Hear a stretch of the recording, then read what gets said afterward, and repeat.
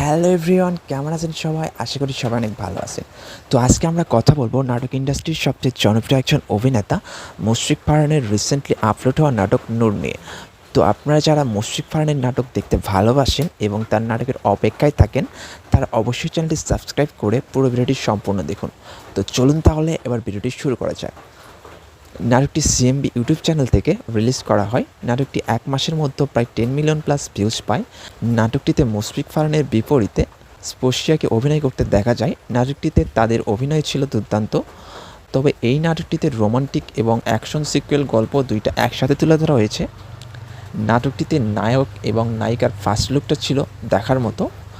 তারপর দুজনের পরিচয়, ধীরে ধীরে বন্ধুত্ব এবং ভালোবাসা, এভাবেই চলতে থাকে তাদের সুন্দর মুহূর্তগুলো। এরপর নায়িকা একসময় নায়ককে বলে সে যেন অন্ধকার পথ থেকে সরে ভালো পথে চলে আসে, যাতে নায়িকা তার বাবা মা এবং তার পরিবারকে তাদের ভালোবাসা সম্পর্কে বলতে পারে। প্রতিটা ভালোবাসার মানুষই চায় তার ভালোবাসার মানুষটা যেন ভালো পথে থাকে, সৎ পথে থাকে।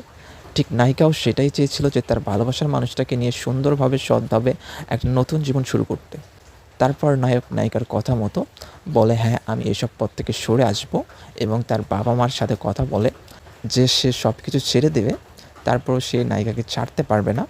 কিন্তু নায়িকার বাবা মা তাদের বিষয়টা মেনে নিতে পারেনি এবং তাকে তাদের মেয়ের জীবন থেকে সরে যেতে বলে, এবং যদি সে না যায় তাহলে তাদের পরিবার সমেত আত্মহত্যা করবে বলে হুমকি দেয়, যার ফলে নায়ককে ছেড়ে যেতে বাধ্য হতে হয় এবং সে যে কোনোভাবে তাদের মধ্যে ভুল বোঝাবুঝির সৃষ্টি করে, তাদের ভালোবাসার মাঝে দূরত্ব সৃষ্টি করে এবং তাদের দুজনকে আলাদা হয়ে যেতে হয়।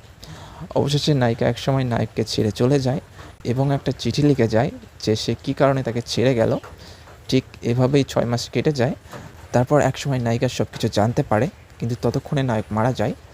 তখন আর তার কাছে আসলে কিছুই করার থাকে না। তো নাটকটির শেষ ফিনিশিংটা ছিল একটু বেশি ইমোশনাল। নাটকটি আপনাদের কেমন লেগেছে অবশ্যই কমেন্ট করে জানাবেন, এবং আপনি যদি নাটকটি না দেখে থাকেন তাহলে অবশ্যই দেখার অনুরোধ রইল। আশা করি আপনাদের ভালো লাগবে। তো এরকম আরও সব নতুন নতুন ভিডিও পেতে সবাই আমাদের চ্যানেলটি সাবস্ক্রাইব করে পাশে থাকা বেল আইকন বাটনটি বাজিয়ে রাখুন। সবাই ভালো থাকবেন। দেখা হবে আবার নতুন কোনো ভিডিওতে।